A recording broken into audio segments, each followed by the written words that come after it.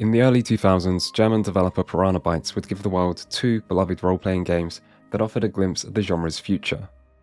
With detailed 3D open worlds, realistic NPC behaviour, dynamic action combat, full voice acting, and an emphasis on interactivity and player freedom, Gothic 1 and 2 were ahead of their time in many ways. And yet, it turned out the future wouldn't be kind to the Gothic series, and various sequels, spiritual or otherwise, would take Germany's premier role-playing title into some rather troubled water. And yet, despite repeatedly failing to reach its past heights, Gothic never truly died, for one reason. And in some ways, there is no better time to be a Gothic fan or to jump in and see what the hype was all about. This video will look at the good, the bad, the worse, and some of the more unexpected things that followed from 20 years of Gothic. There will be some story spoilers for the mainline games, although story was never really their main selling point, as was apparent from the very first title.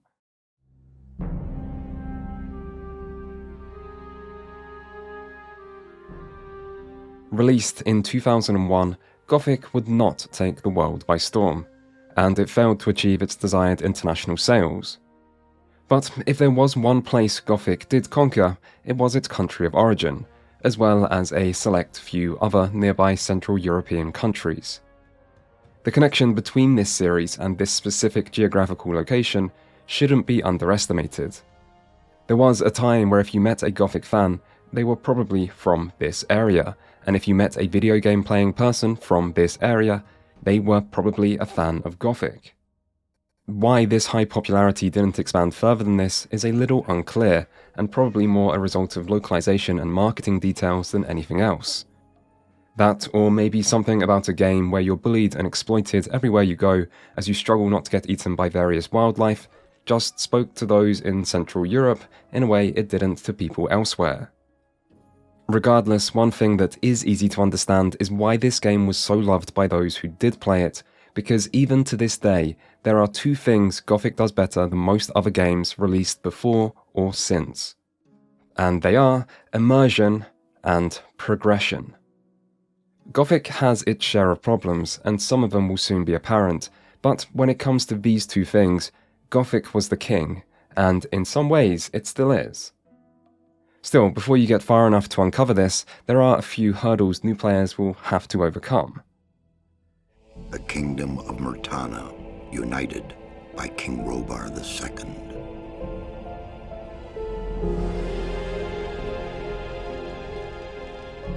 During the long years of his reign, he was able to defeat all foes of his realm. All except one. The opening cutscene establishes the setting. Humans are waging war against the orcs, and it's a war they're not winning. To combat this, a penal colony is established on an island for the purpose of mining magical ore that can be used in the war effort. All criminals, regardless of crime, are then sent to this prison to act as labour, and a magical barrier is created around the colony to prevent anyone from escaping. This doesn't go as planned, however, as the barrier is accidentally created too large, and in the resulting chaos, the prisoners are able to rise up and overthrow the guards to take control for themselves. But the prisoners are still trapped inside the barrier, and the king still needs his ore. And so an uneasy agreement is formed between the two. The prisoners will continue to provide ore, and in exchange, the king will provide all the goods and resources they might need to survive. And this is the situation the player is quite literally dropped into.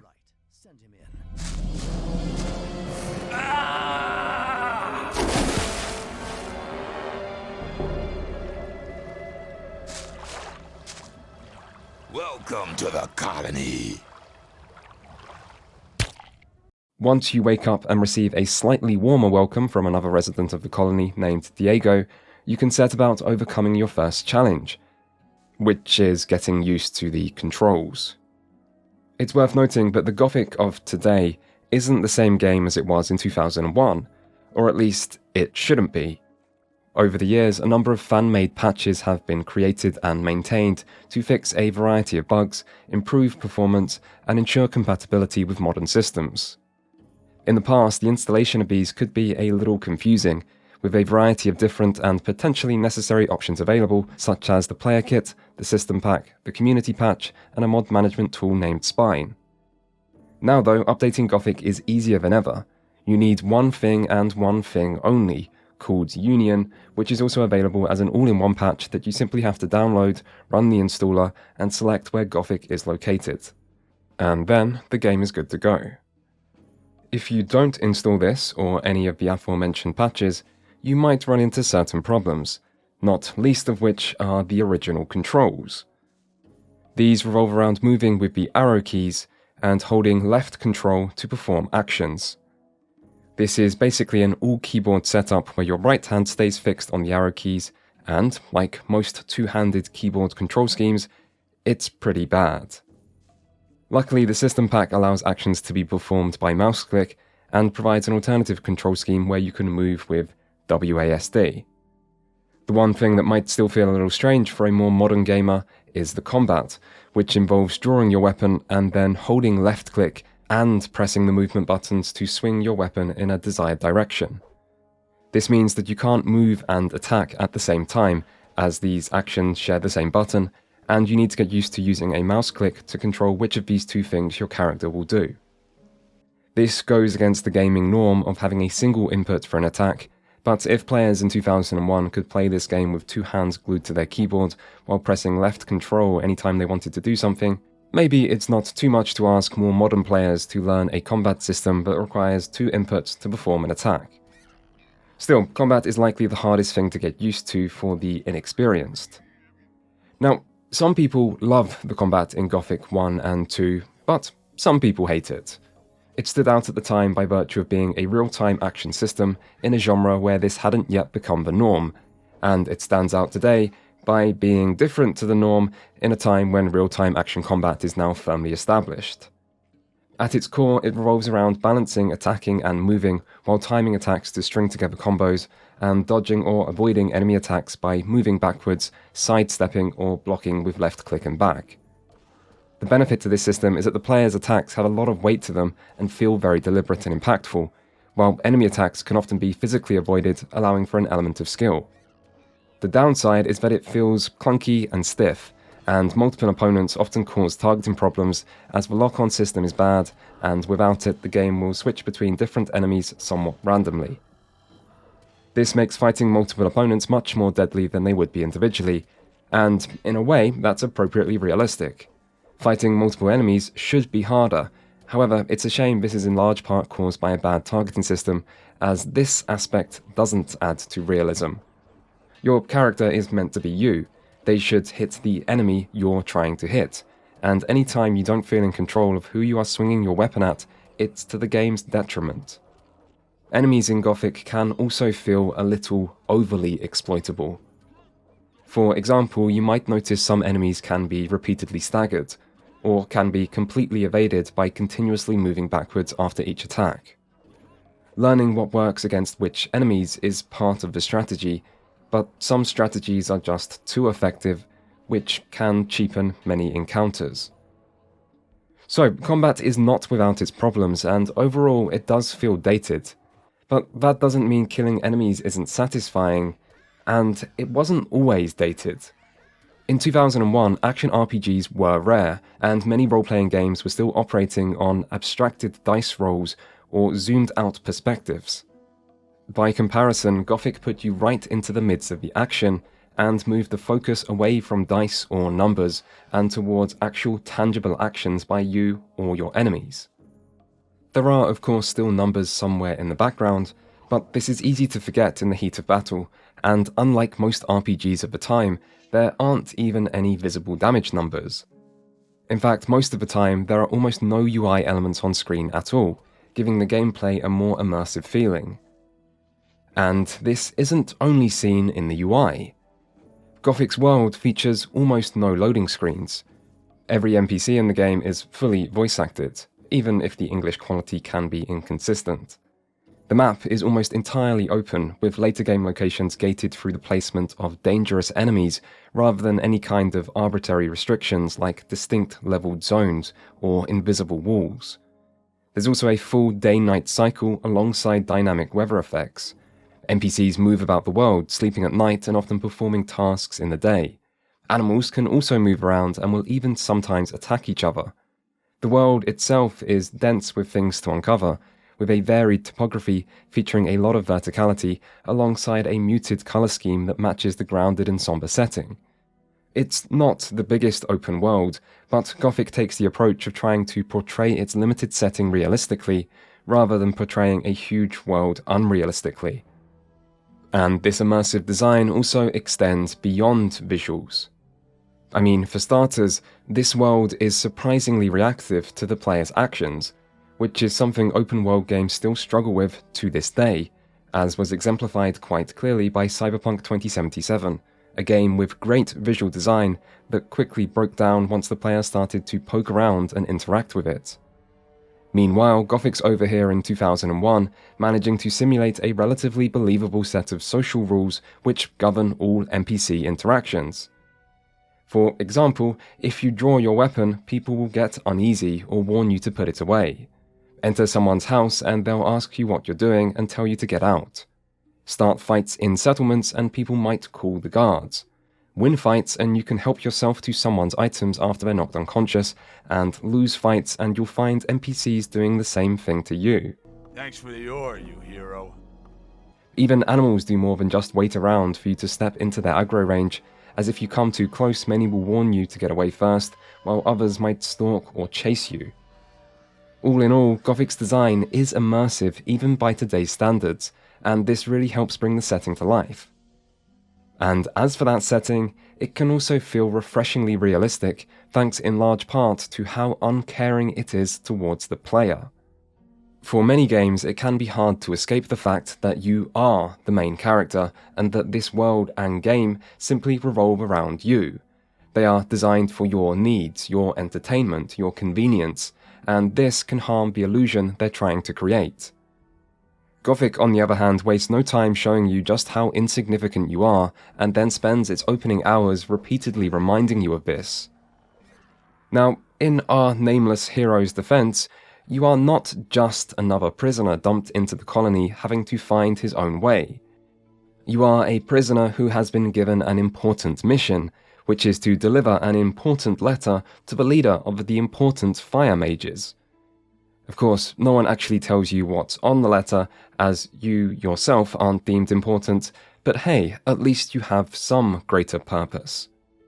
And so, once you get your bearings, this is your first objective. Except, after making your way to the old camp at the center of the colony and probably dying to the local wildlife several times along the way, you find that no one really cares about your mission, and that everyone has their own problems and way of doing things, and part of that involves not allowing any newcomers into the inner camp where the fire mages happen to be. Not everyone's exactly welcoming either. I mean, not long after your arrival, you'll start to get shaken down by the guards for protection money, and I guess your new friend Bloodwin here subscribes to the same annoying philosophy as many online companies do today, because this isn't a one-time payment. In fact, Bloodwin expects a by no means insignificant 10 ore every day just for his services, and if you decline or stop paying, the inhabitants of the old camp are quick to try to persuade you to reconsider, even going as far as to lure you into a fake side quest that ends with you being mugged by a group just outside the camp.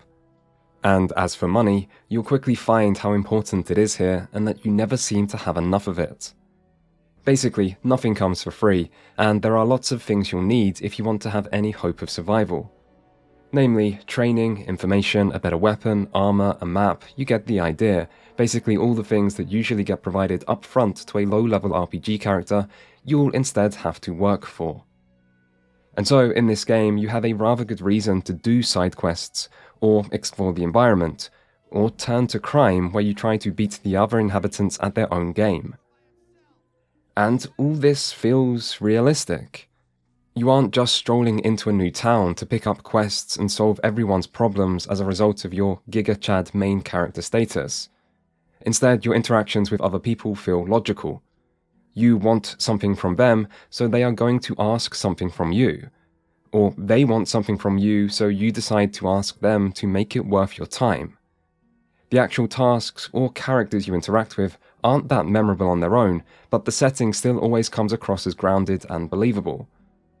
And as for that setting, it's basically Lord of the Flies, but instead of a tropical island, it's a mining colony, and instead of British schoolchildren, it's a bunch of hardened criminals, which is, honestly, probably slightly preferable.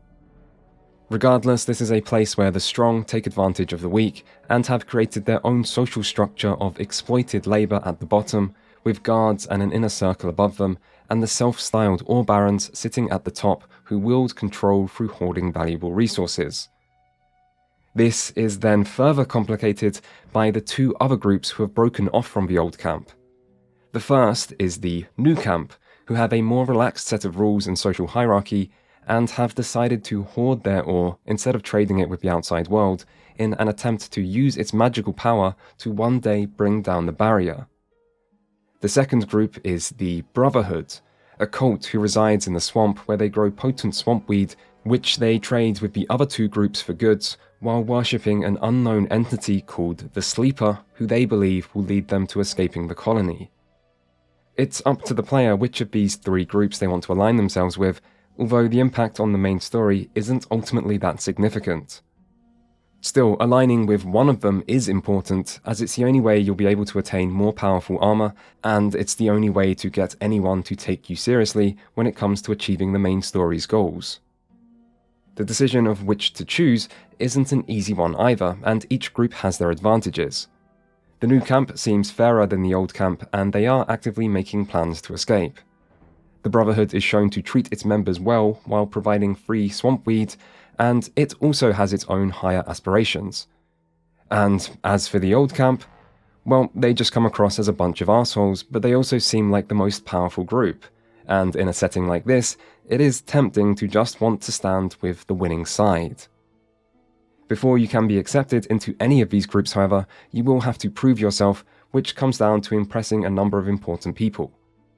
And so you'll be forced back out into the hostile world to perform favours and try somehow to grow in power, which leads to that second thing that makes Gothic stand out. Progress doesn't come easy in this game.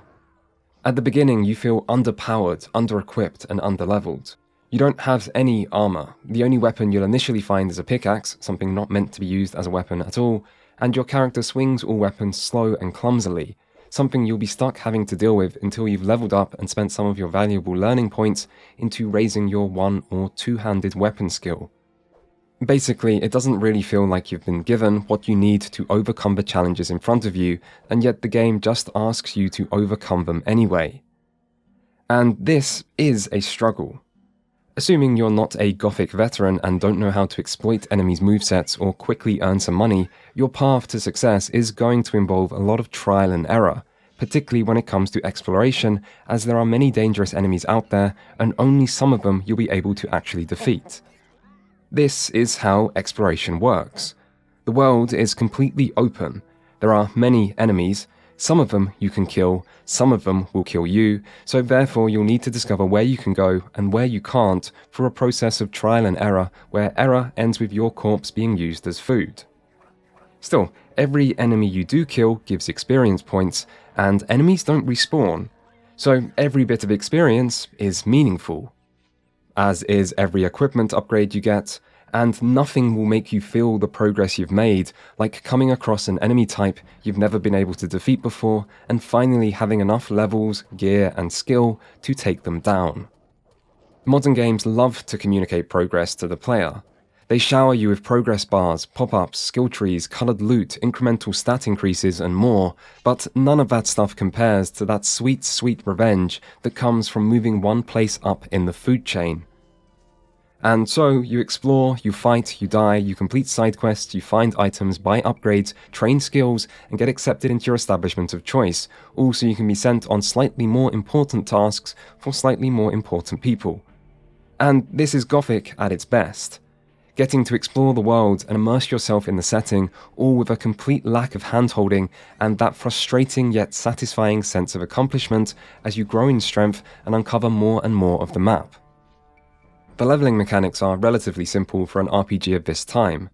The main decisions are whether to focus on strength or dexterity, which alongside weapon stats provide the main damage modifier to attacks, and whether to increase one-handed, two-handed or ranged skills, as well as what non-combat skills like lockpicking or skinning animals you want to pick up, and whether to use magic.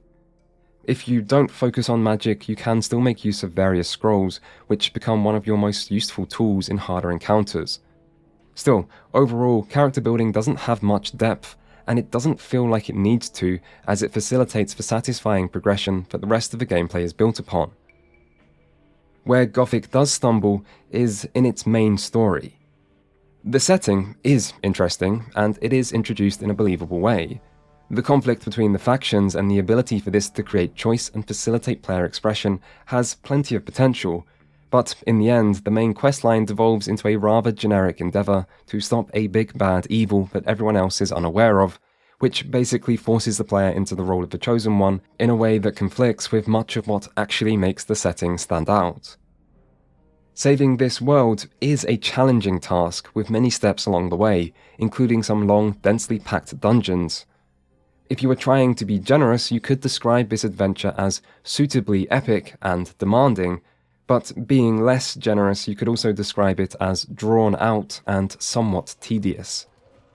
The story has you travelling to and working with all three camps, as well as helping at the mine and meeting the nearby orc population. Along the way, you'll realise that all three of the main groups are rather flawed in their own way. The mysterious Sleeper, who the Brotherhood worships, is actually revealed to be the ancient evil the player needs to stop. The new camp's plan to use their magic ore to take down the barrier is actually revealed to be idiotic, and the old camp that seems like it's just a bunch of arseholes is revealed to be exactly what it seems. You also meet the enigmatic Zardas, a wizard who deserted the Fire Mages and now lives alone in a sick tower to the south. Zardas is an important character in the series, and of everyone trapped inside this barrier, he seems to be by far the most knowledgeable of what's actually going on and what needs to be done about it. It's Zardas who will help the player in much of the later stages of the game, although he still requires you to do all the busy work, because he's more of an inside kind of wizard, I guess. You'll also work alongside a number of other characters, including Diego and some others, who assist you on various quests. These characters fail to stand out on the strength of their personality, but there is a lot to be said for anyone who is willing to help you out in such an unhelpful world, and so, bland personality or not, their good nature still makes them easy to feel attached to. The game ends with you infiltrating the Orc Society to gain access to an ancient temple that contains the Sleeper, who, after some extensive dungeon crawling and a not great but at least they tried boss fight, you finally kill. This brings down the barrier, or at least that's what the closing cutscene tells you. When the Sleeper was banished into his own dimension, I returned to daylight. The magic barrier had fallen. But for me, the adventure had only just begun. Now, I would like the record to state that this isn't me being lazy with editing. There really are no visuals to accompany these final lines, which overall makes for a slightly anticlimactic conclusion. I mean, after everything you've done to get here, it would be nice to at least see the barrier go down and maybe hear a word or two on what happens next to all the colony's inhabitants. Luckily, those wanting more answers wouldn't need to wait long, as the sequel would pick up directly where the first game ended. And, as for Gothic 1, it deserves much praise for its immersive design and its strong sense of progression, even if its story fails to do the setting justice and ultimately feels a little forgettable. By modern standards, it's easy to view Gothic's immersive qualities as being surpassed by later games. After all, Red Dead Redemption 2 has dynamic horse testicles that change size depending on the weather, whereas Gothic doesn't even have horse testicles. It doesn't even have horses or testicles.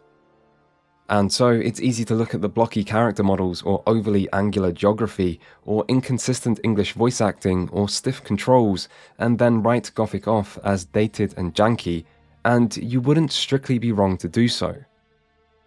Presentation is important, and presentation has improved with time. Still, immersion is more than how a game looks, and the design of Gothic reveals a world that seems to exist independently of the player and operates on a consistent set of logic. To many people, this might be less impressive than simply looking good, but in an age where many games look good now but might struggle to do more than this, Gothic still has some lessons to teach when it comes to immersive game design. And even if you want to claim this game has been surpassed in terms of immersion, it's hard to say the same when it comes to its sense of progression, which in 2022 is as strong as ever, maybe even stronger. Modern games are all about helping the player to ensure no one gets stuck, while providing a constant string of incremental upgrades to get your dopamine receptors firing as often as possible. Gothic instead turns progression into a slow crawl where the world always feels like it's against you and every upgrade and level up feels needed.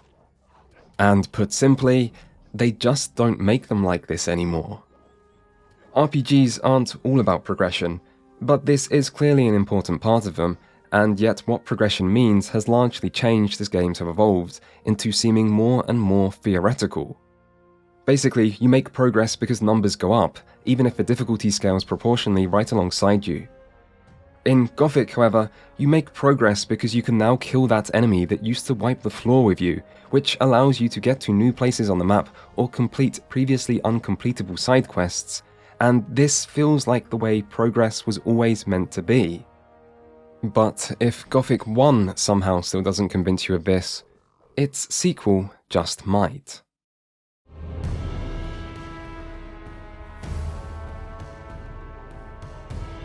Gothic 2 would release in late 2002, a mere 18 months after the first game, and it took an if it ain't broke, don't fix it approach to creating a bigger and bolder follow-up built on the same engine and picking up exactly where the first game concluded. Like Gothic 1, years of community patches have improved the experience considerably, and like Gothic 1, today Union is all you need, and choosing to play the game without it is highly questionable. A slightly more complicated choice is whether to play Gothic 2 Classic versus Gothic 2 Night of the Raven, an enhanced edition that contains the game's one and only expansion, Night of the Raven. Now, this might seem obvious. Night of the Raven provides a solid 15 to 20 hours of extra content, and it is high-quality content. But there is another change the Enhanced Edition adds, which is increased difficulty, and this is particularly apparent in the early game. Apparently, the loyal Gothic fanbase of Central Europe was unhappy that the original Gothic 2 wasn't quite meeting their masochistic fantasies hard enough, and so Piranha Bytes decided to buff every enemy and take away the player's safe word on the assumption that Gothic 2 fans would probably be kind of into that sort of thing, and spoilers, they were. Anyway, what this basically means is that if Gothic 1 is normal difficulty, Gothic 2 is easy, and Gothic 2 Night of the Raven is hard, and so your choice really comes down to easy or hard. Therefore, if you're coming at this from the position of just finishing Gothic 1, the Enhanced Edition might be exactly what you want to turn the difficulty up to that next level and relive that brutal yet satisfying progression curve all over again. Meanwhile, if you just finished playing Gothic 1 and thought it was too hard, Gothic 2 Classic might be the better option, as the expansion content isn't strictly needed and you can always replay the game with the Enhanced Edition when your body is more warmed up and ready for suffering. But if you haven't played Gothic 1 and are skipping straight to the rightfully regarded as superior sequel, the choice becomes a little more difficult. Gothic 2 is a better game than its predecessor, and as story was never the main selling point of the series, skipping the first game might make sense. But the actual experience of jumping straight into the Enhanced Edition with no prior knowledge of the series is brutal. And maybe you'd be into that, but don't say you haven't been warned. Players new to the series might also find the story rather jarring, as it does quite literally begin exactly where the last game ended. As in, you re-watch our nameless protagonist defeat the Sleeper, but now the cutscene continues, as it always should have, to show the barrier coming down, and then you get crushed by a load of rocks as the temple collapses. Welcome back to the colony. A few weeks later, you're teleported to safety by Zardas, who takes a mere 21 seconds to tell you of the arrival of a new threat. I had feared I might not be able to rescue you from the debris of the temple, but enough of that. You're here now. There's a new threat that we have to deal with. So, defeating the big evil enemy from the last game has brought out an even worse evil, and once more, you're going to have to stop it through a process of repeatedly dying to the local wildlife while completing quests and trying to get stronger so you can find a powerful magic artifact called the Eye of Innos that only you, the Chosen One, can wear, all so you can save the day all over again. This feels rather contrived, and while the game does provide at least some explanation for why you've went from being the strongest guy around back to a level 1 noob, the explanation is just that being crushed by rocks when the temple collapsed made you weaker and made you forget much of your skill, which feels a little lazy and doesn't create the most positive first impression for the story. Luckily, once more, the setting is more interesting than the storyline itself, although Gothic 2's world isn't quite as unique as the Lord of the Flies-esque colony of the first game. Instead, the game takes place on the island of Khorinis, which is the same island that the mining colony was located. It turns out that this island isn't that large, with most of the population being contained in a small port city of the same name, or working in the surrounding farmland. This means the collapse of the barrier and influx of a large number of convicts has rather destabilized the region, and to make matters worse, the local orcs have become emboldened by the fall of the barrier and the call of a new ancient evil, and are amassing their forces in the Valley of Mines where the first game took place. The humans on Khorinis are in a poor position to combat this, however, as after the convicts escaped, many took to banditry and raiding of the local farmland, which was ignored by the city militia.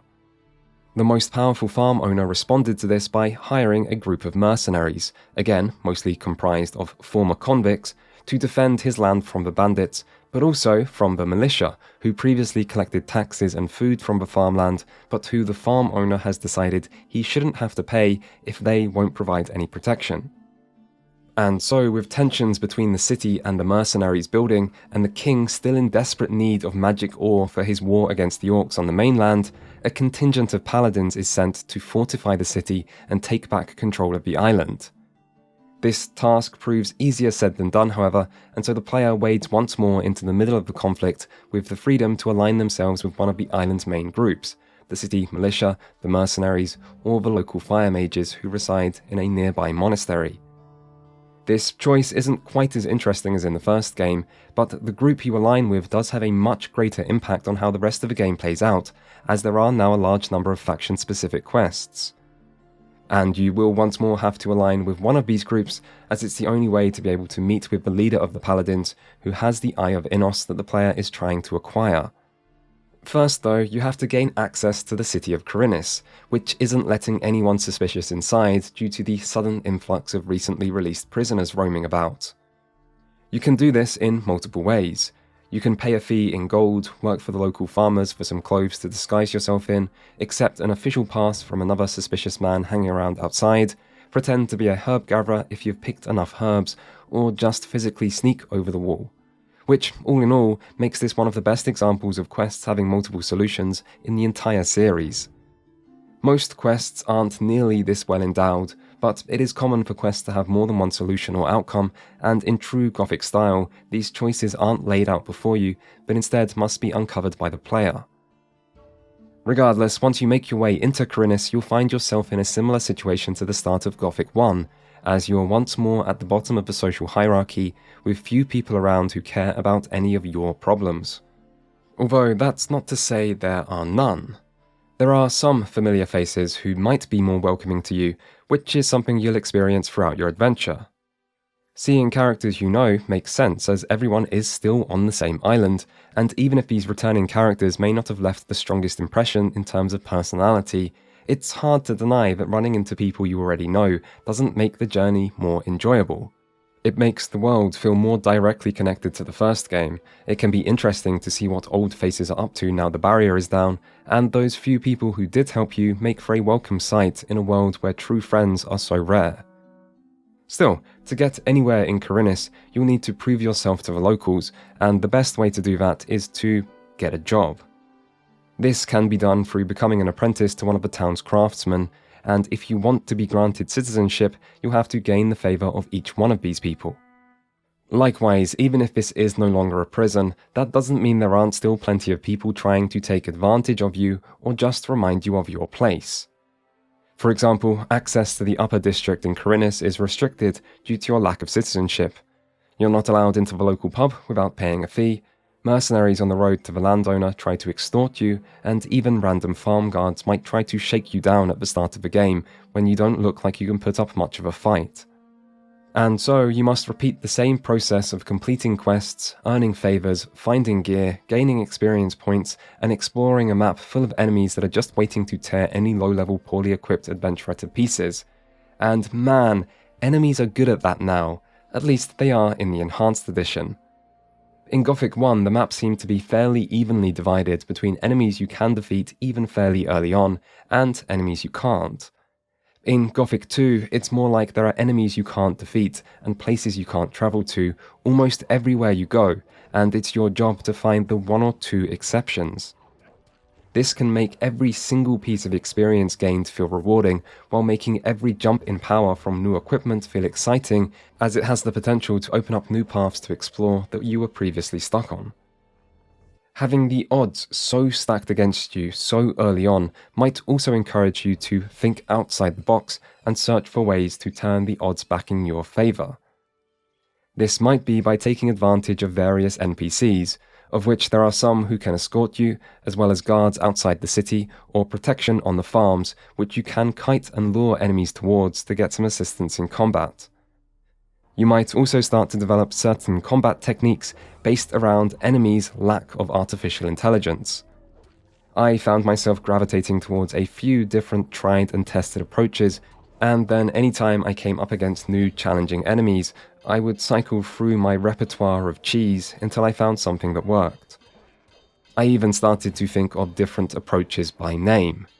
You have the high ground, which is good against multiple foes, the left-right spam that's good with long-reach weapons against individual opponents, the constant backpedal, good against fast, aggressive foes, and the constant circle strife, bane of trolls or anything else that just moves slowly. It's because of this that I'd always feel hesitant to refer to Gothic's action gameplay as skillful, because while it is hard and there is some skill involved, it doesn't really come from careful timing or understanding an enemy's moveset or any of the places where one feels skill should come from, but rather from understanding the limitations of the enemy's intelligence and then systematically exploiting this wherever possible. And if you don't want to follow this approach, you can always circumvent the worst of the difficulty by abusing quick saves during combat, or just ruthlessly min-maxing your character to the highest degree possible, which Gothic 2 makes even more effective thanks to new stat-boosting potions, tablets and shrines, as well as its longer length and higher power ceiling. Enemies basically come with their own cheap trick to balance all this in the form of critical hits, which have for some reason been changed to do 10 times normal damage now instead of double normal damage, meaning even less deadly foes can still kill you in seconds if luck goes against you, and overall it's a bit of a mess. And yet I also can't shake the feeling that it's an inherently enjoyable mess. This is a little hard to rationally justify, which has made me consider if I and other Gothic fans are just dealing with a strange Stockholm Syndrome-like relationship to Gothic's combat, where positive affection has been beaten into us after dying so many times to basic enemies. That, or maybe the human capacity to enjoy revenge, really does just run deep, meaning it doesn't matter how victory is achieved, as long as it comes eventually. Regardless, there is a lot of combat in Gothic 2, even more so than in its predecessor, and the satisfaction of starting weak and growing strong is even more apparent this second time around. There are also some other changes that help make this sequel feel like a more expanded and complete follow-up to the first game though. For example, increasing your character's skills has been given more depth thanks to a greater selection of non-combat skills, as well as scaling costs that make you consider what to increase more carefully. The world is also larger, as well as being more dense, with secrets and items seemingly hidden away behind every corner. The locations you visit also feel more diverse, particularly with the expansion included. The default controls have been vastly improved, although this isn't as important for modern players playing each game with the community patches included. The inventory has also been revamped, and while it still lacks the ability to toggle between different item types, it's still a clear improvement on the first game's single-column approach. Still, the most impressive change has to be how the world now evolves as you make progress in the story. In the first game, you're introduced to a world full of side content, but it later devolves into a mostly linear main questline. But in Gothic 2, chapter progression always brings more things to do. The first chapter ends with the player joining one of the 3 factions, and then finally gaining an audience with the leader of the Paladins, Lord Hagen. In typical Gothic fashion, Hagen isn't willing to just give you the Eye of Innos, and so before he will part with the amulet, he wants you to travel east to the dangerous Valley of Mines to find proof of these dragons you claim are coming. Upon doing this, you'll quickly realize the Valley of Mines is in fact the area that was contained within the barrier in the last game, but things aren't quite how you remember them. The orcs have now arrived in force, pushing the paladins and militia that had begun to oversee the mines into the fortifications of the former old camp. The camp isn't doing so well, however, having been partly burnt to the ground by a dragon attack and now being under constant siege by the orcs. And so you arrive under the cover of night, needing to sneak into this camp, which is a really interesting scenario. You're not just completing side quests or exploring the wilderness anymore, instead you're forced to sneak around in the dark, trying to identify a way into the fort, while under the constant threat of orc attack. Once you get inside, you meet the paladin in charge, who can provide you with written proof of a dragon attack, but only if you check on the status of each of the ore mines for him. And so you are given an excuse to head back out into the world of the first game, now forever changed by the removal of the barrier and the arrival of orcs, and explore this familiar yet different location. Things don't stop here, however, as when this is complete and you return to Khorinis, you find a new threat has arrived by way of the Seekers, shadowy mages that roam the land intent on stopping the player. And this isn't the only change, as the world itself has moved forwards, with areas like farms being attacked, or NPCs having new quests and dialogue, and updates to the conflict between the militia and the mercenaries. This really gives the feeling of a living world, and so mostly forgettable characters from earlier might return to have a further role to play, while single quests you've previously completed turn out to be chains, and old areas have a reason to be re-explored. The main quest itself is once more less interesting, however. It revolves around the 3 gods of this world: Innos, god of light and order, Beliar, the god of death and darkness, and Adanos, the god of balance. The new evil threat mentioned by Zardas at the start of the game are the forces of Beliar, and so you must acquire and repair the Eye of Innos to allow you to fight the dragons, while working with mages from all 3 of these gods.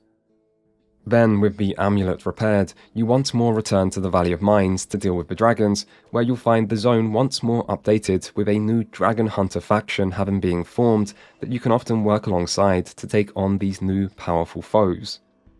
The dragons themselves don't make for especially interesting boss fights, and if you're unlucky, you can get killed in a single breath attack, or just struggle to do enough damage to outpace their health regeneration. Still, if you do struggle here, it does make for a good opportunity to use any powerful scrolls or consumables you might have been hoarding.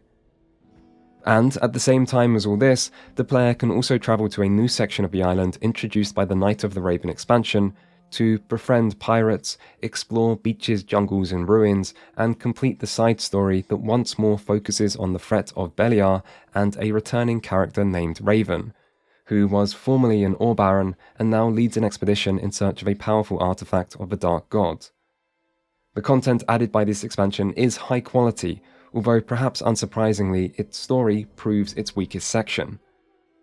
One thing the expansion does deserve praise for is how seamlessly it was integrated into the base game.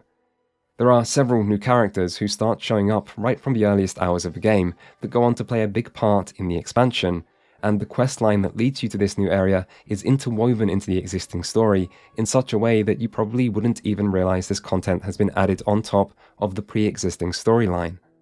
Still, with the expansion probably completed and the dragons of the Valley of Mines eventually defeated, the player can move into the final chapter of Gothic 2, where you're tasked with forming a crew and commandeering a ship so you can sail to a nearby island and defeat the leader of the dragons. Again, the story itself does little to impress, but the process of picking your crew out of the many people you have helped feels immensely satisfying. It's a perfect reminder of how far you've come and how much you've achieved, and setting sail with a ship full of friends and allies is a great way to bring your adventure to a close. Once you arrive at the final island, it plays out as one last dungeon that concludes with you defeating an undead dragon. Before the credits can roll, however, your old pal Zardas shows up to absorb the soul of the dragon and become the chosen of Beliar.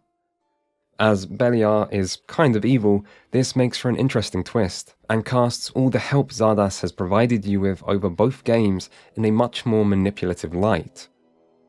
Gothic 2 then ends with Zardas saying you will meet again, and the player setting sail for the mainland of Myrtana, leaving events nicely poised for a sequel. And so, Gothic 2 is Gothic 1, but bigger and better. The one area where it feels inferior is in the originality of its setting, as Gothic 2's more traditional medieval fantasy locations don't stand out as much as the prisoner-run colony of the first game. But otherwise, Gothic 2 expands and improves much of what made the first game work so well, while offering more content that feels better paced throughout. The biggest problem with Gothic 2 as a standalone title is that it benefits greatly from having played Gothic 1 first. Without this experience, the Enhanced Edition makes for a brutally difficult introduction that doesn't always explain its mechanics well, where you're thrown into a story you won't be familiar with and will miss out on the added benefit of seeing familiar faces and revisiting past locations. And so, even if 2 is a technically better game, it's difficult to recommend as a starting point. Also, the story once more feels like the weakest aspect, although Gothic 2 does seem like it might be setting up a more narratively interesting sequel. And the next Gothic game would at least be interesting.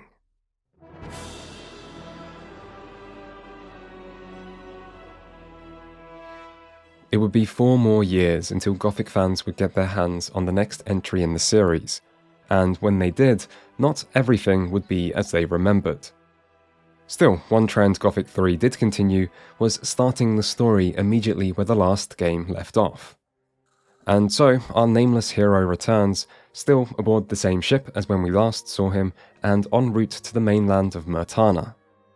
Here we find that the human war against the orcs has not developed favourably, perhaps owing in part to the lack of a certain magical awe after the events of the first game, but regardless, the orcs have begun to conquer and enslave the human population, occupying all of the major towns and forcing the mages in the capital city to create another barrier, this time surrounding the city to prevent any more orc forces from getting in.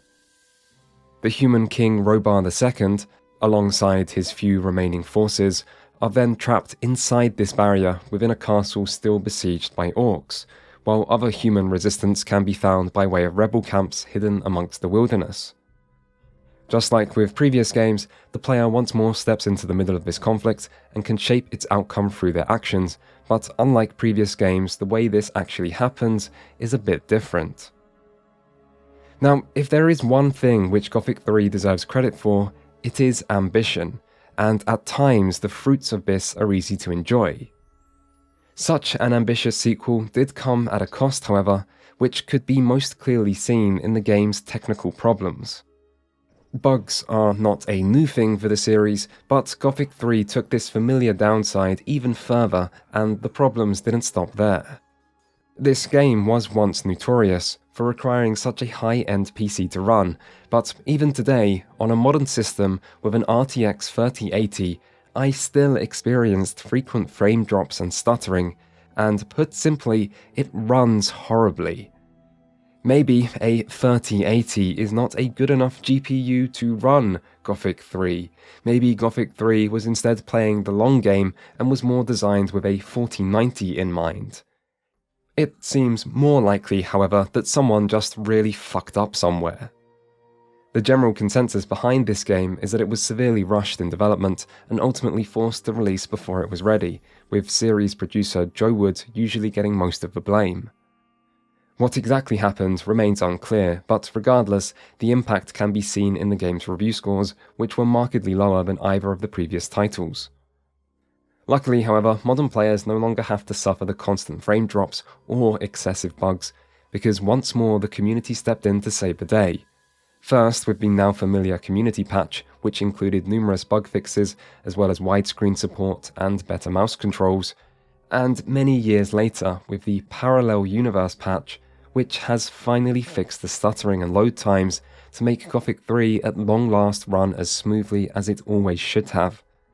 This Parallel Universe patch was released as recently as 2021, 15 years after the game first came out.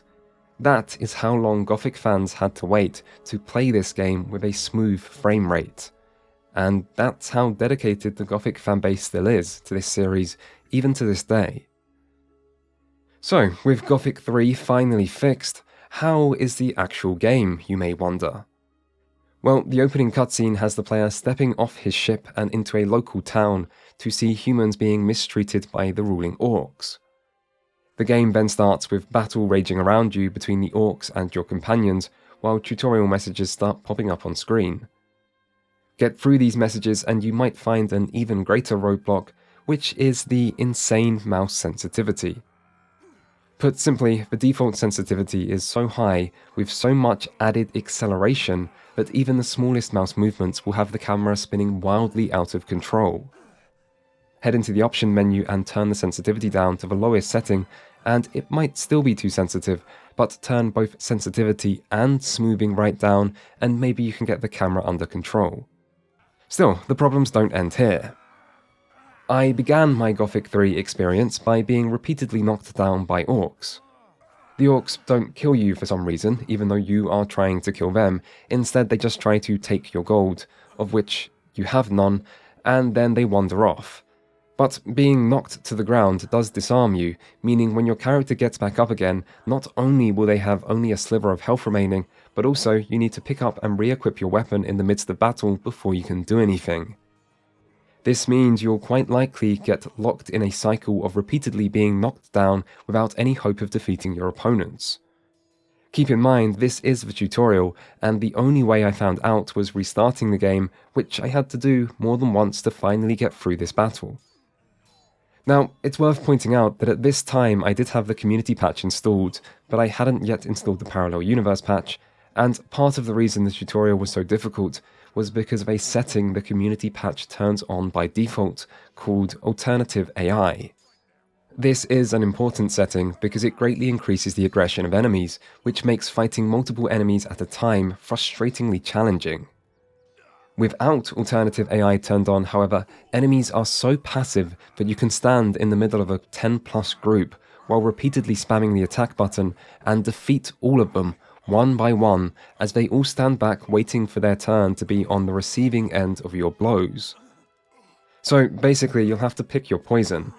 Alternative AI works well for small enemy groups, but can make larger groups feel near impossible, and not selecting this option removes all sense of intelligence from enemies and makes the majority of combat overly easy. Another option added by the community patch is alternative balancing, which limits the number of skill points given to the player to likewise increase the level of challenge and force you to specialize your character. This might be a good addition for repeat playthroughs, but most new players should probably leave this off so you can have more flexibility in how you level up. As for my approach, I left alternative balancing off and played the majority of the game suffering away with alternative AI turned on. I mean, dying to basic enemies does feel like the Gothic way after all. Still, towards the end of the game, there are so many encounters with large numbers of opponents, I eventually turned alternative AI off and never regretted that decision even once. Combat's problems don't end at inconsistent difficulty, however, and this is one of the first aspects you'll notice that has been changed for the worse. In the first two games, combat could be clunky, but it was accompanied by good animations and every swing of your weapon had weight and felt impactful. In Gothic 3, all sense of weight or impact has been lost, and instead your character just repeats a simple animation over and over that visually seems more like it's attacking the air in front of you than any actual enemy.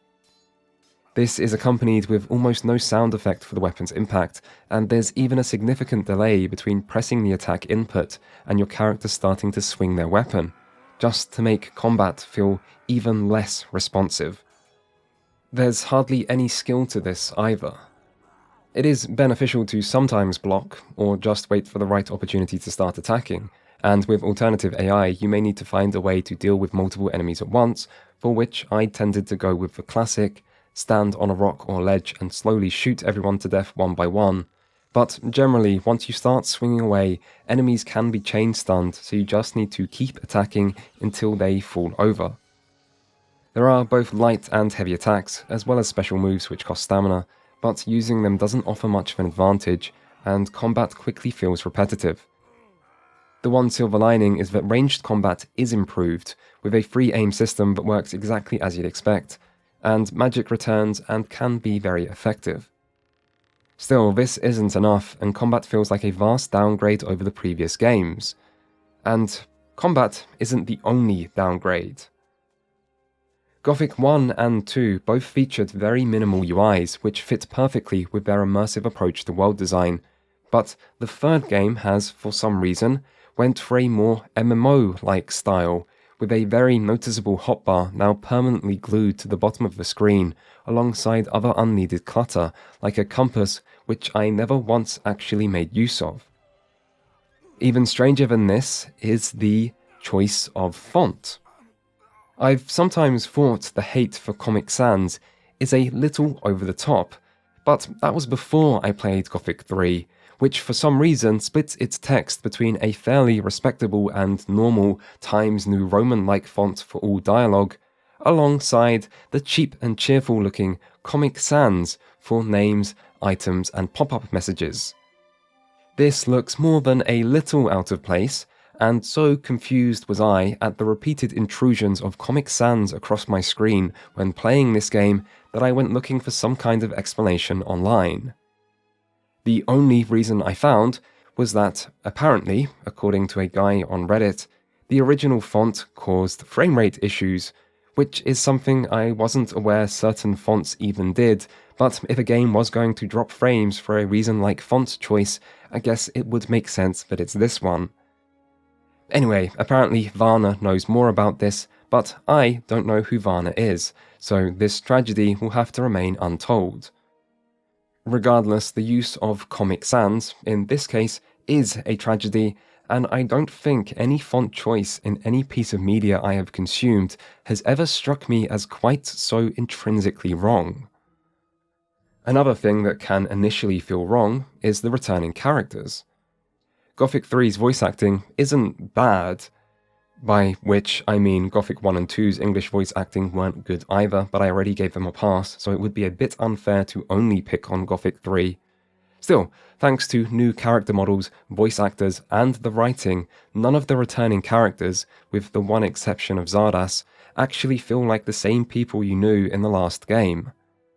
Their relationship to the player also feels off, with the group who accompany you feeling overly close at the start of the game, and yet they all immediately go off to do their own thing, and become largely irrelevant as soon as the tutorial is over. And on the topic of writing, the quest design is also a lot more basic now, with quests following a quantity over quality approach that once more often evokes the feeling of an MMO. Far too often the objective will be something akin to collect 10 healing roots, or bring 5 weapon bundles, and the context behind these tasks can often feel contrived. The lack of quest markers and continued reliance on spoken or written descriptions to find your objectives is at least still intact, which encourages you to listen to what you're told and search your surroundings carefully, but that's about the only positive there is to say about most of these quests. Finally, it's hard to claim that Gothic 3 has a similar feel to its predecessors. The world design and atmosphere in the first two games felt very grounded and bleak, but just from colour palette alone, Gothic 3 establishes a more vibrant and fantastical feeling to its world.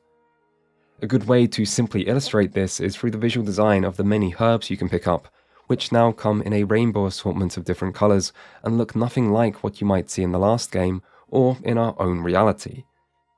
The excessive use of bloom, which sometimes makes certain NPCs seem positively incandescent, also feels overdone and doesn't help matters. And while this rich and welcoming visual style of the world isn't bad in its own right, it is inarguably different. Still, if you can look past these differences, there is a lot about Gothic 3's visuals that can be praised. The abrupt draw distance can detract from the environmental ensemble, but otherwise this world looks fantastic for a game released in 2006. This is in part aided by patches and modern technology, but even so, many parts of this world really do look great, with dense, authentic-looking forests full of ground foliage, and scenic rolling hills nestled between rivers and mountains, and multiple distinct towns with different layouts and architecture. Progress further into the game and you'll travel to the vast deserts of Varant, as well as the snowy mountains and valleys of Nordmar, both of which provide a complete change of scenery and a lot of visual diversity. The map is also huge, with no loading screens at all, and yet despite this vast size, the design still has a handcrafted feel to it, where different locations each feel distinctive and detailed. It is a seriously impressive achievement in a time when open world games were so rare, and the large size and open-ended design for a game in 2006 was almost unrivaled. Almost. There are problems created by this vast size, however, although not usually related to gameplay. You can find teleport runes for each major location, which provide a degree of limited fast travel that strikes a nice balance between convenience and immersion, and the world is usually enjoyable to travel through and explore. The problems instead come from the game trying to depict such a large area and the impact this has on the setting and lore. Matana is an entire country, as are Varant and Nordmar, and the total landmass in this game seems to make up much of the known world. This is in complete contrast to the last games, which were content with portraying one small area of what seemed to be a much larger setting. This meant you heard of kings and wards and nobles, and were given the impression that this setting extended far beyond the confines of the in-game map. But by choosing to depict almost the entire setting of this series in one single game, it has become almost impossible to accurately portray everything to scale, making the world and setting feel much smaller as a result, and raising hard-to-answer questions about what specifically is and isn't depicted in-game. To see what I mean with this, consider a few examples. Like, where did the orcs live before conquering the human towns? Because there isn't a single orc settlement anywhere. In the first games, the orcs seemed to live a more tribal existence, but now the tribal qualities seem to have been dropped, and the orcs exist entirely within human-occupied settlements that have only just been occupied. Or what about the Navy of Matana that you heard of multiple times? The only ship in-game is the one you arrive on, and there isn't a single port in Matana, Varant, or Nordmar, so how does that work? And when questioning about where certain things are, I do sometimes wonder where the women are in this universe. Not that there are no female NPCs in Gothic 3, but there aren't that many, with it seeming to be about one female for every 30 or 40 males. And wow, if people think Tinder is harsh, it's a good thing you don't have to try dating in this world. Not that it would be preferable to be a woman, because, oh god, that is a lot of childbirthing per person that must be necessary to maintain current population levels. Gothic 1 didn't have many female NPCs, because it was an all-male prison. Gothic 2 did have female NPCs, and may have had more in the city of Khorinis than in the entirety of Gothic 3, even if it still may not be a good game if you specifically want female representation. Gothic 3, on the other hand, just feels absurd, and there are other, generally more minor parts of this world that don't really hold up to scrutiny if this is in fact meant to be close to the entire known world. And so, the setting feels like it's been reduced, in both realism and scale, to be forcefully fit into a single game when there was no reason this was actually necessary. The sense of progression the series was previously known for has also been harmed, as the open design of the world has clearly prioritized player freedom over player progress. You can still find more difficult enemies fairly early, but the role beast play is very small, and rather than unlocking more of the map as your character grows in strength, you can now go anywhere and will experience only small changes in difficulty. Likewise, loot has seen a downgrade, with nearly all important items being relegated to chests, and all chests having a random loot table that makes finding upgrades unpredictable and much less impactful. The one area you will still experience a strong sense of progress is the new reputation system, which brings us to the towns and the bulk of what counts for the game's actual story. There are multiple factions within this world, namely the Orcs, Rebels and Rangers in Matana, the Hashishin and Nomads in Barant, and the people of Nordmar to the north. You also gain reputation for individual settlements, so in practice this means completing quests will gradually increase your reputation for each settlement, and then when you have enough reputation, you can progress its individual questline through meeting settlement leaders and usually attacking a rival faction settlement to help take it over or destroy it.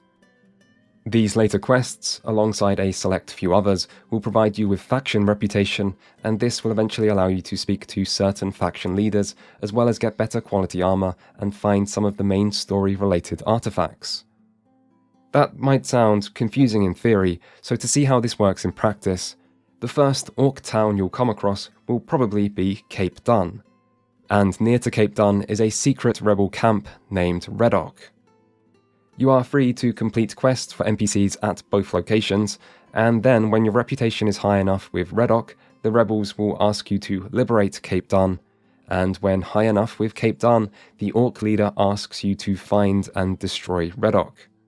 Some other quests may tie into this task, like freeing a paladin in Cape Dun or arming slaves there with weapons, but ultimately it will come down to the player making a choice and then attacking either the Orcs or the rebels.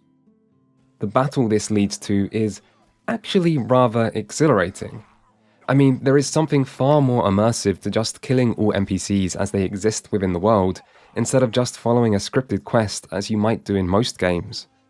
The resulting battle is also an absolute mess, that by no means provides a good gameplay experience, but these large organic set pieces are undoubtedly one of the most memorable things about Gothic 3. It is a bit of a shame then that the process of completing side quests, meeting leaders, and taking over settlements is basically the same for every town in Matana. Narratively, the Orcs vs Slaves and Rebels conflict is enjoyable, but it only stands out the first time, and in the end you basically get the same experience and story in every different town you go to. Varant and Nordmar provide something a little more distinct, but they also feel a bit more disconnected from the events in Matana. The capital city of Matana that was sectioned off due to the barrier also stands out, and finding a teleportation rune to finally get inside the city and see what's going on is really exciting, even if what you find is just many orcs you need to kill that ultimately leads to the same old fetch quests as normal. And as for the main story, it barely exists, which may not be such a bad thing. Much of the world's story is told through the factions and their various conflicts, with the only main quest objective distinct from this for most of the game being to find that pesky Zardas fellow. In typical Zardas fashion, he is hanging out near the edge of the map, in another sick tower that you likely won't even reach until quite late into the game.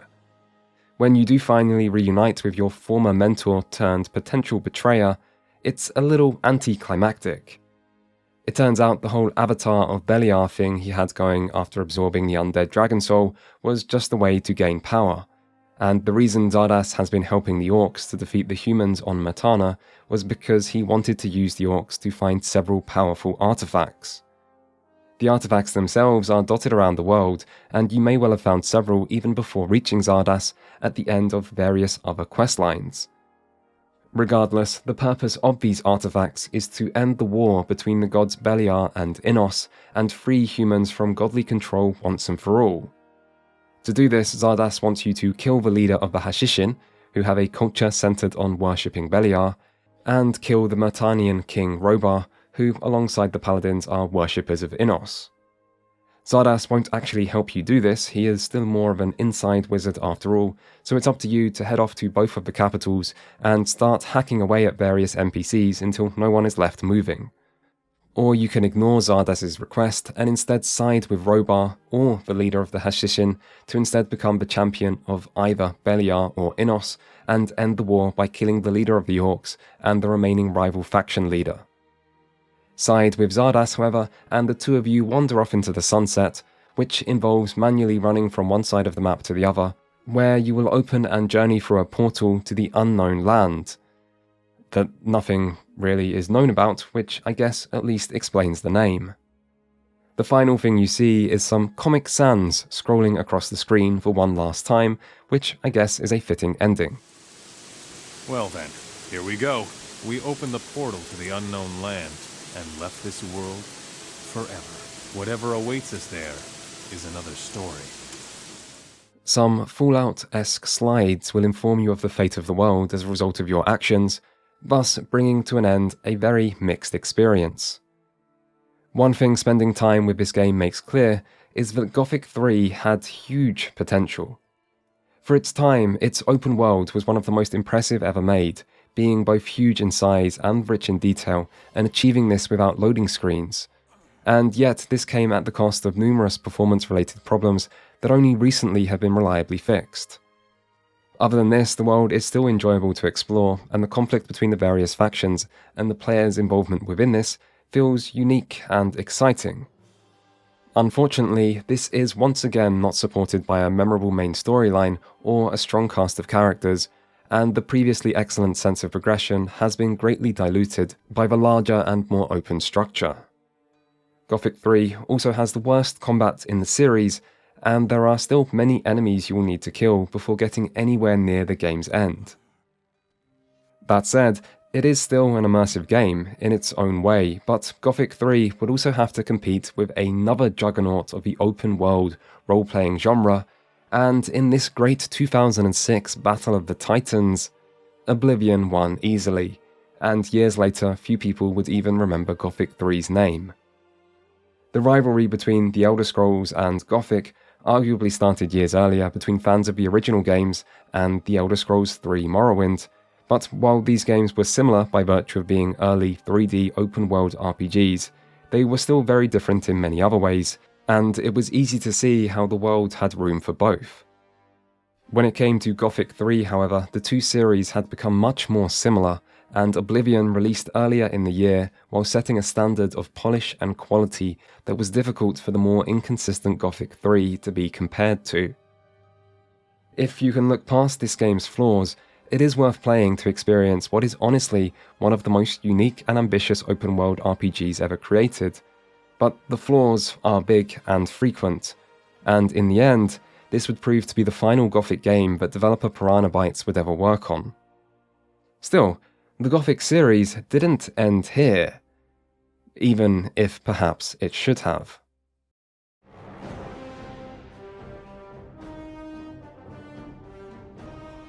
Released in 2010, Arcania Gothic 4 is a game that most fans of the series reject. This is largely because of the departure of the original developer, but there were plenty of other changes that fans were unhappy with as well. And so, if you ask the average Gothic fan about this game, they will likely try to avoid acknowledging it exists.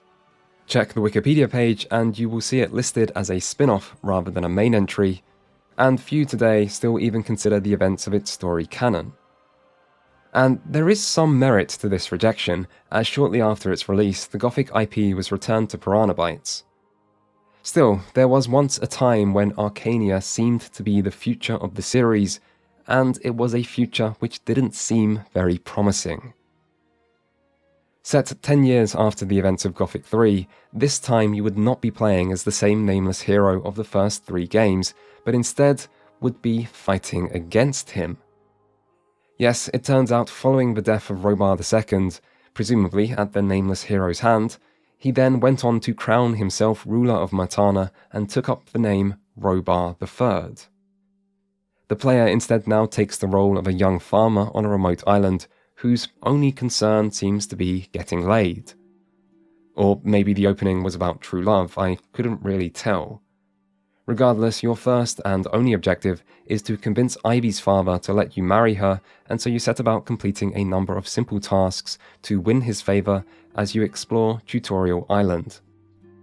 Along the way, you're aided by returning character Diego, who actually seems like a more fleshed out and likeable character than he was in the previous games. Unfortunately, the only reward you get for completing your long list of basic fetch quests is to return to your village in time to see it burning to the ground as your childhood sweetheart Ivy is killed by an arrow. The culprits bear the mark of the no longer nameless King Robar III, who since the last game has defeated the remaining orcs and is now leading an invasion against a southern island named Argon.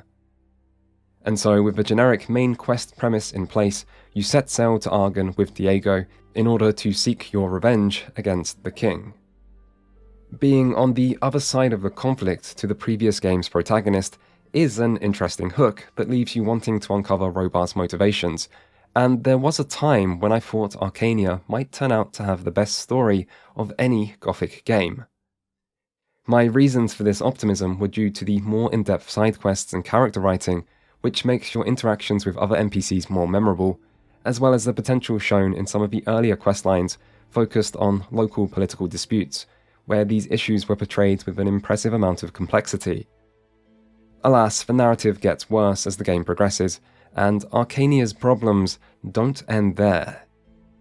One positive you can say about this game is that it does at least avoid Comic Sans.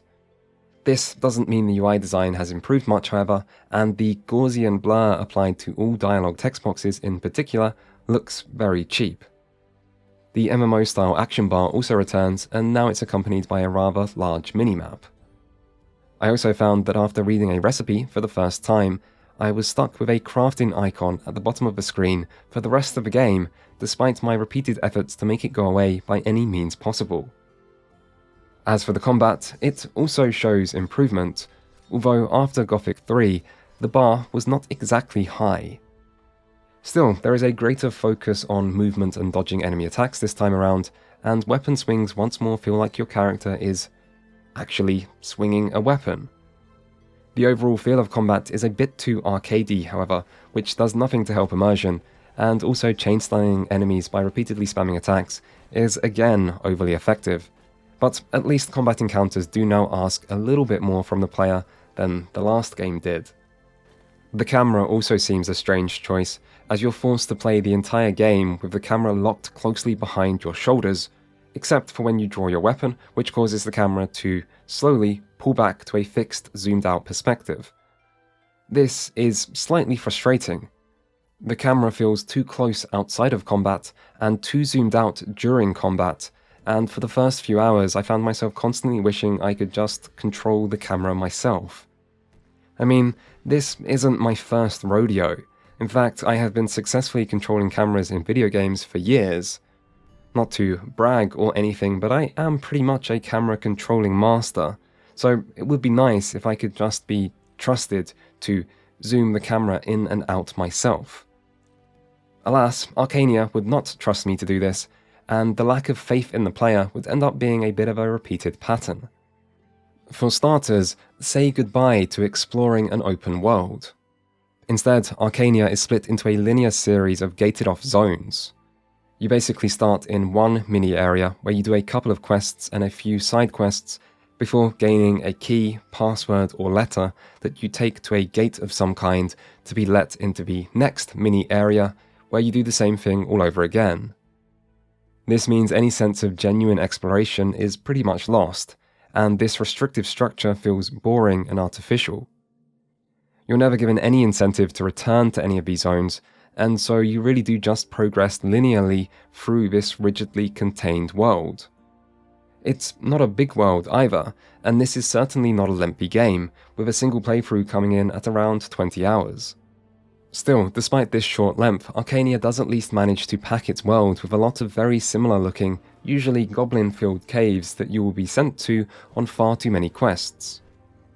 To go alongside this, there is an incredibly stripped-down progression system where each level up gives the player 3 skill points that they can put in various stat-increasing skills. In total, there are 2 skills which increase your melee damage by 1%, one for ranged attacks, one for defense, a pointless one for sneaking, and 3 types of spells, a fire spell, an ice spell, and a lightning spell. Therefore, it is important to decide whether you want to focus on magic, melee, or ranged damage, but that's about the only choice this skill tree presents, as it makes sense to put all your points into one single skill until it's maxed, and then move on to the next most useful skill, and so on, making level ups rather boring. There's also no more out-of-combat skills, and all arm upgrades are given to you freely by following the main story, so the only other progression comes by way of weapon upgrades. Another series staple that has been lost are factions. A few quests do have some minor choices, but there are no factions in this game, and no major decisions that might provide an incentive to replay it. By this point, you may be starting to see the real problem with Arcania, which is that this game barely even feels like it's trying. What is here isn't that bad, but this game doesn't have much content, nor does it do anything particularly well, and ultimately there's just very little about it that even stands out. The only real piece of praise I do think it deserves is for its visuals. It isn't the most graphically impressive game for its time, but there are at least a few specific locations that do look great and display a genuine sense of style and creativity. Namely, the first town you arrive at, Stuart, and the giant tree where the mages live in the swamp. The environments in general don't look bad either, but this is nowhere near enough to make this game feel worth actually playing. As for the story, the conflict between the invading King Robar and the inhabitants of the island doesn't seem to be going anywhere, and so you journey across the island doing fetch quests as you go. Along the way, you will meet many returning characters, but they never seem to have a good reason for actually being here. I mean, Diego could just have been a coincidence, but you'll meet Gorn, who is now a guard in Stuart, Lester, who is hanging out around the swamp, Milton, who is once more the head of a group of mages, and a few others.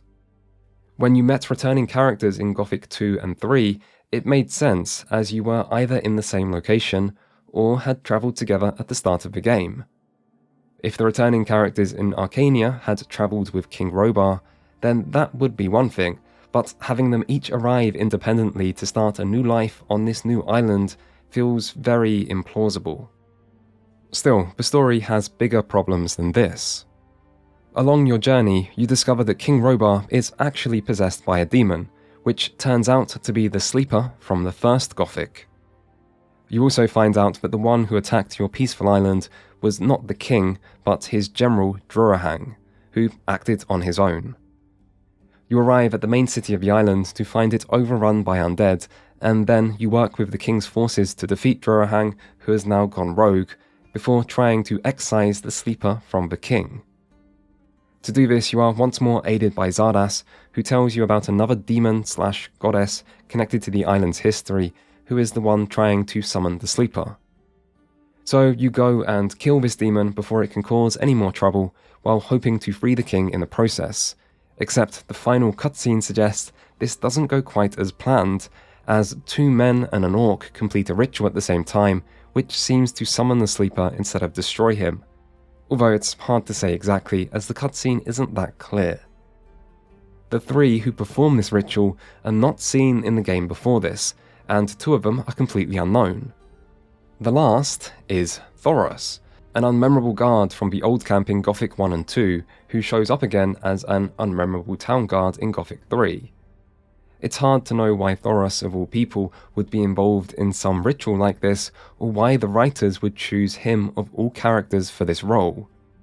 It also feels a bit strange because by this point I have killed Thoros a couple times already, but oh well. With the demon now presumably in this world, the credits roll, making for a strange and confusing ending to an otherwise forgettable main story. It's hard to say if the strange nature of the ending is the result of a poor attempt to set up a sequel, or if the game was simply unfinished, but I guess it doesn't really matter. A sequel to Arcania never came, and few today presumably still care about any part of its story. Arcania Gothic 4 is not a terrible game, but there is little about it that is genuinely good, and not much of the Gothic series DNA can still be found in its design. For the most part, this is a short, generic action RPG set in a typical fantasy world where most of your time is spent proceeding through uninteresting dungeons. At times, Gothic 4 almost feels as if it was only made to retroactively make Gothic 3 look good, as if it was one desperate developer's attempt to prove the Gothic 3 haters wrong and secure the third game's legacy amidst the series. Obviously, that's not actually true. Arcania was a cheap, formulaic attempt to cash in on a once-beloved series that was made by a publisher who knew they would soon lose the rights to the IP anyway.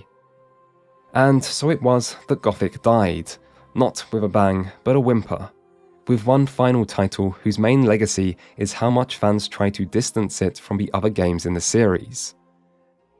And with that, the story is over. Or so it seemed.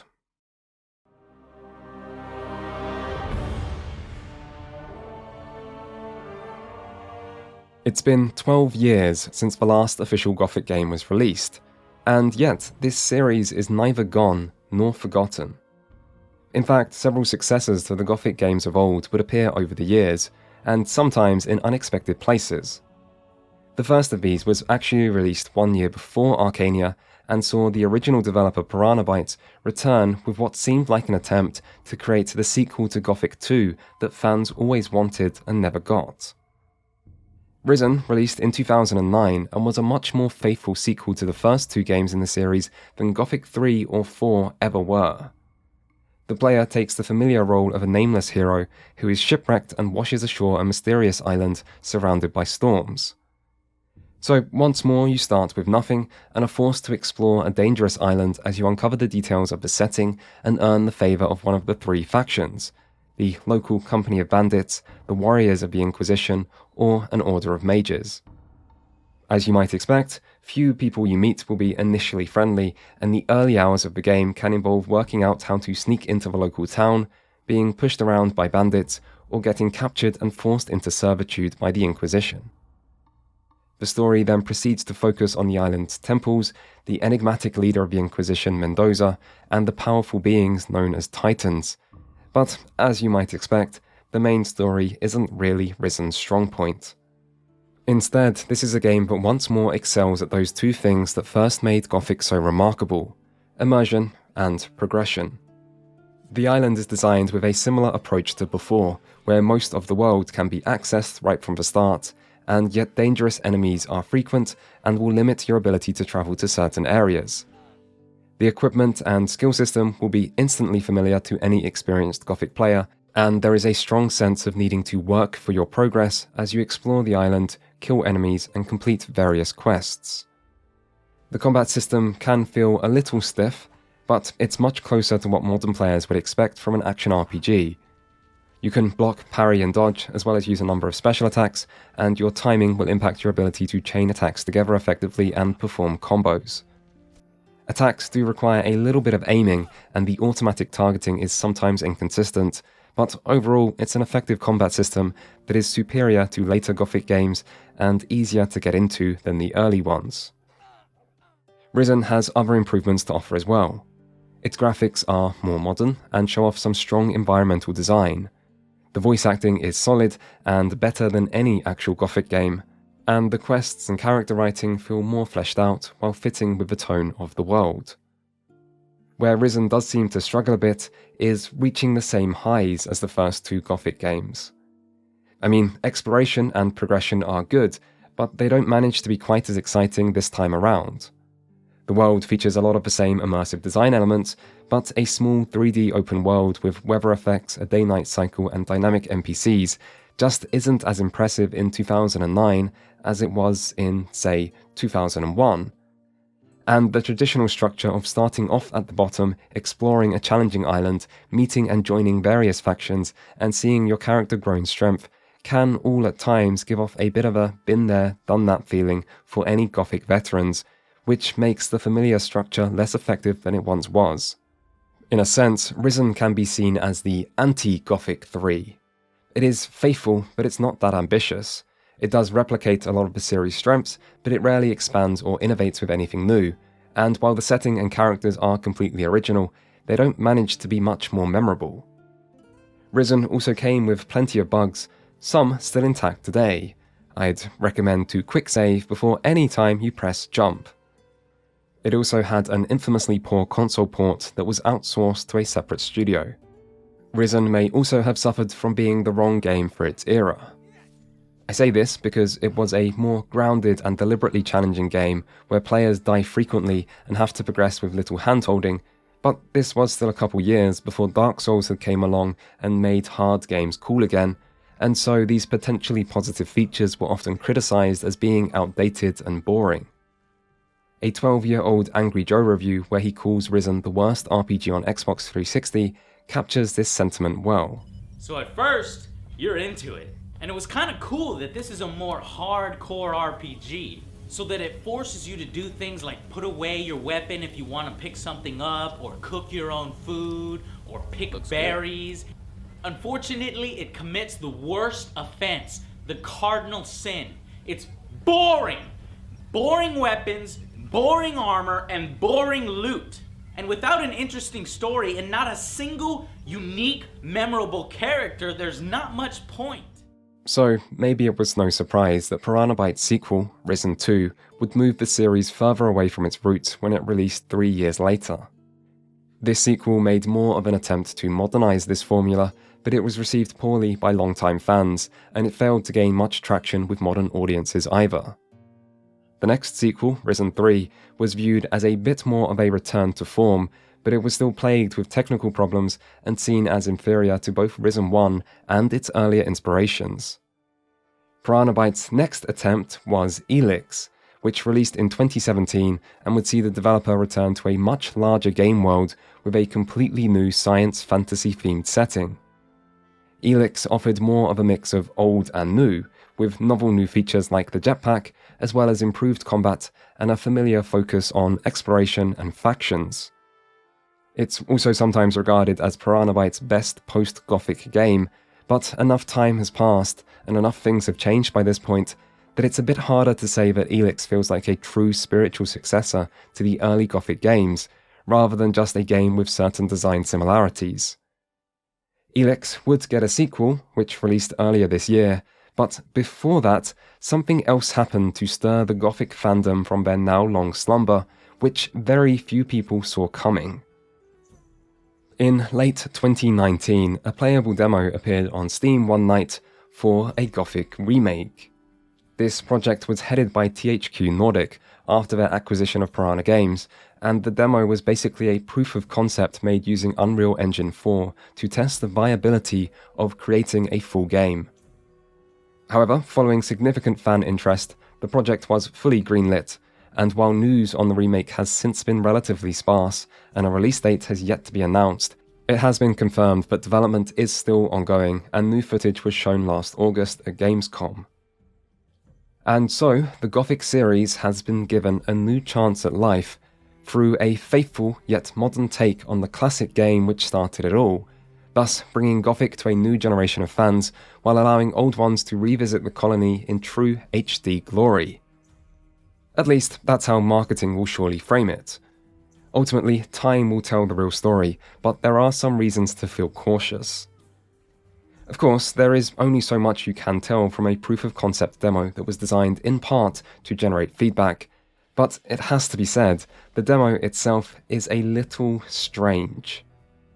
Graphically, it does look great, but it's hard to claim that this really feels like the same setting. Partly that's because of the rich colours and maxed out post-processing and particle effects everywhere, but there's more to it than just looks. For starters, where once the opening involved the player being pushed into the colony and then knocked out by some of the locals, now it's a full-blown cinematic set-piece complete with explosions and constant narration from a main character whose personality shows no similarities to the understated nameless hero of old. This scripted cinematic intro continues for quite a while as you're saved by and introduced to Diego, and nothing about this really feels like Gothic.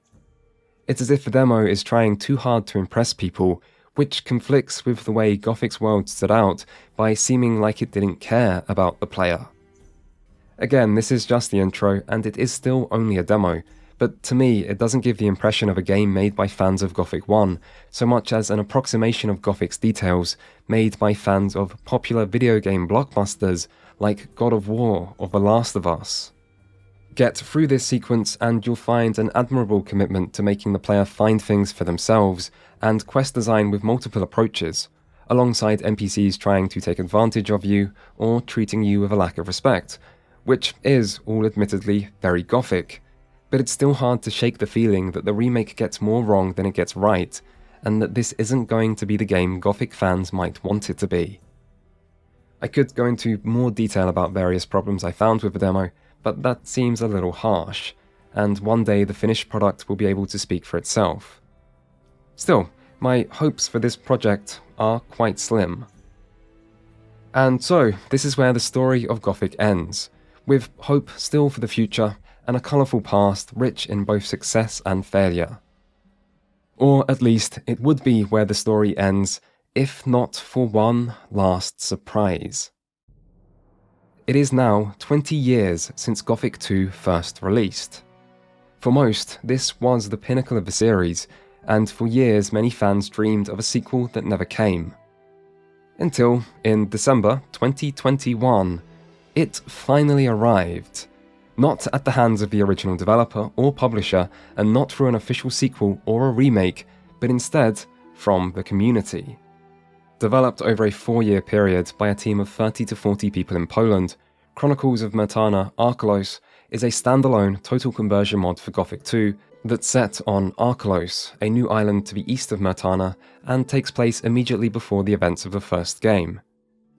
You play as a refugee heading to Arkelos to flee the human-orc war, although the journey doesn't proceed quite as planned, making your situation even more dire.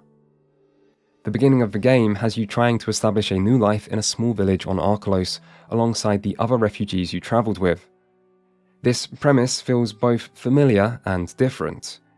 You are once more at the bottom of society with nothing to your name, where you are heavily incentivized to find whatever work people will offer you as you try to get by.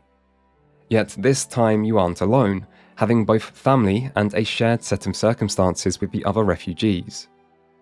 The story goes to great lengths to seem grounded and realistic, as you explore the dynamic between the refugees and the often distrusting locals while living out your daily life in the village.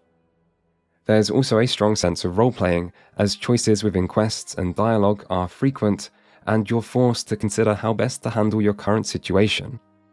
For example, will you let yourself be pushed around to avoid causing trouble in the village and hurting the reputation of the refugees? Is crime beneath you, or is it worth it? How do you handle disagreements between people, or your fellow refugees not being willing to pull their weight? It's a compelling setting that, while admittedly slow-paced, feels accurate to the tone established in the first 2 games, while also coming across as very immersive. Continue into later chapters and you'll find the story evolves, as someone goes missing and you're forced to journey to the absolutely massive main city of Arkelos, where you find yourself drawn into a complicated web of schemes and politics between the island's important figures and factions. It's a story that's more personal, more human, and more believable than anything seen in a Gothic game before, with no focus on chosen ones or greater demons or wars between gods. And honestly, this approach feels perfect, and I think this is the best story in any Gothic game or Gothic successor, and in some ways, it's not even close. Story has frequently seemed like the weakest part of this series, and so it is quite nice to finally have a Gothic game where that is no longer true. And in other ways, this is exactly what you'd expect from a follow-up to Gothic 2. Exploration, progression, the skill system, there are many things players will find familiar about Chronicles of Myrtana, and this is still a Gothic 2 conversion mod after all, meaning under the surface, everything is running on that same Gothic engine. That doesn't mean nothing is new, however, and there are numerous ways the gameplay and content have been expanded on in much the same way you might find when going from Gothic 1 to 2. For example, there is an expanded recipe system, new types of crafting like woodworking and scroll writing, armor upgrades, damage types for different weapons, a system for extracting natural resources, random dynamic events that occur within the world, more choices present in dialogue and quests, greater complexity to enemy movesets that make them harder to exploit, and all this comes alongside some other clever quality of life improvements or tweaks, like the separation of permanent stat increases from the scaling cost of the skill system. So it's basically Gothic 2 Plus, and if you liked Gothic 2, it's hard to see how this game wouldn't appeal to you. This is a game that might struggle to reach new audiences, seeing as it's built on a noticeably dated engine, and it's also worth keeping in mind that the voice acting is all in Polish, although it is professional quality. I also think Gothic 2 still wins when it comes to exploration and a sense of gameplay progression, but in many ways Chronicles of Matana matches the standards set by the first two games, and there are plenty of ways it goes even further. Still, what might be the single most surprising quality of this game is how much restraint it shows. It must be tempting when making a follow-up to a beloved series to pack it full of fan service and callbacks, or to try too hard to outdo the original games and end up changing things that didn't need to be changed. But Chronicles of Matana does neither of these. There are connections to the other games, but they are subtle, clever, and often come unexpectedly, and the changes that are made are done carefully so that the authentic Gothic feeling remains entirely intact. And so, Chronicles of Matana Arkelos truly is the classic Gothic sequel that never was, and it is an incredible achievement that for many came out of nowhere. It is hard to know what the future has in store for Gothic. There have been times in the past where it's looked like the series has come to an end, yet despite this, its legacy has always managed to endure. In the art world, there's an idea that an artist can live on past death through their work, that they put a piece of themselves in their creation, and that this piece of themselves will therefore continue to reach people even many years later. When it comes to video games, however, life after death isn't guaranteed. In just a few years, changes to technology can leave old games behind, and even inoperable on modern systems. For some games, there's even a risk of important online features being discontinued or servers being shut down. So for a game or series to live on past death, it can't just be great. It needs more. It needs help. And the Gothic games have had that. Community patches have ensured the first and second game are not only still playable, but are better than ever, and community patches have at long last allowed Gothic 3 to be the game it never was originally. And now, a fan-created mod, made for love rather than profit, has provided a new 80-hour-plus classic Gothic experience that is fantastic and more than meets the high standards set by the originals. Not every old game gets the love it deserves, but Gothic did, and even if that wasn't reflected in international sales, it has still been shown clearly in the community that has continued to love and support these games even years after their original release. It is a shame that Gothic was not able to find the success it may once have hoped for, but its fanbase and their continued support are a testament to what these games did get right, and the enduring legacy of this series shows no signs of fading anytime soon.